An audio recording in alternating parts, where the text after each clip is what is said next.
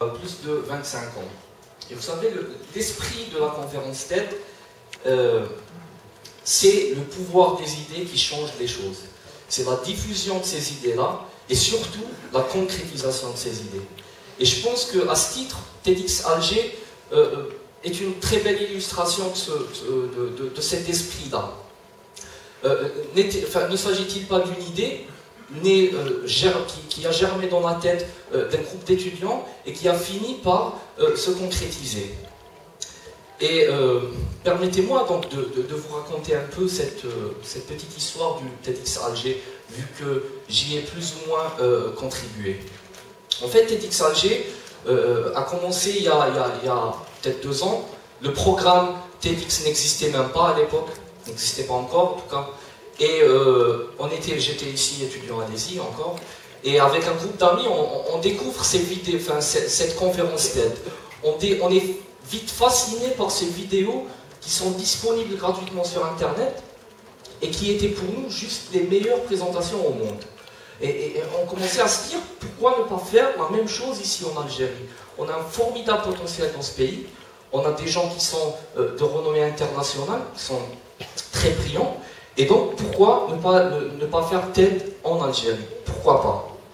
Et on était sûr de pouvoir trouver des personnes extrêmement brillantes, des orateurs extrêmement brillants. On avait les bonnes personnes. Et pour tout ce qui était licence, les droits de la fondation TED, copyright et tout ça, on y repassera, on est en Algérie pour rien nous faire.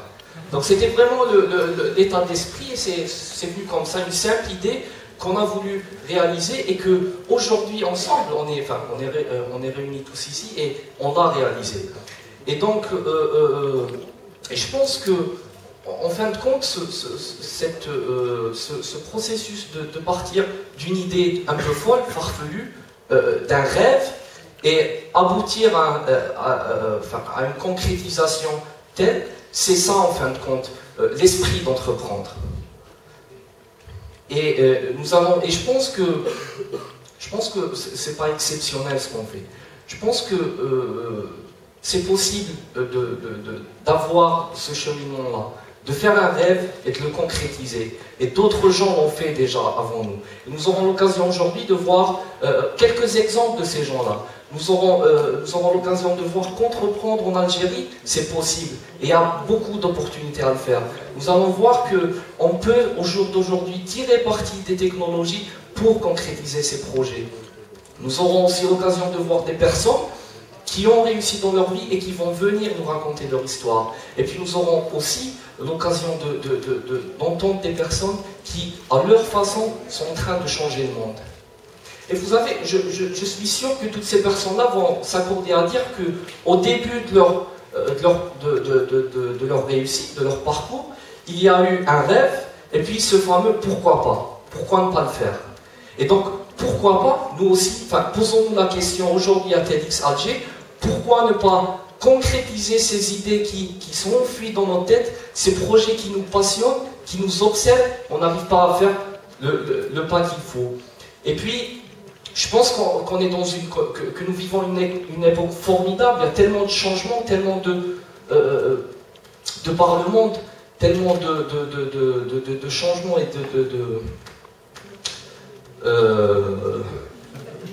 je ne trouverai pas le mot pour décrire ce qui se passe dans le monde. Enfin, c'est vraiment tellement exceptionnel que comment décrire cela. Et j'aimerais que vous vous joigniez à moi aujourd'hui et que nous tous, nous déclarons officiellement ici à TEDx Alger le début de la deuxième révolution algérienne, la révolution des idées, de l'innovation et de l'esprit d'entreprendre.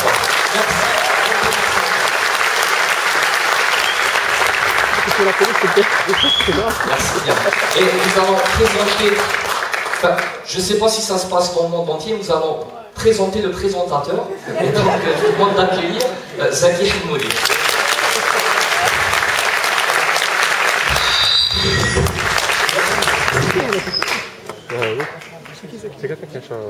Bonjour. Bonjour. Bienvenue à TEDx Alger. Merci Ismaël. Et non, ça se fait pas de présentateur.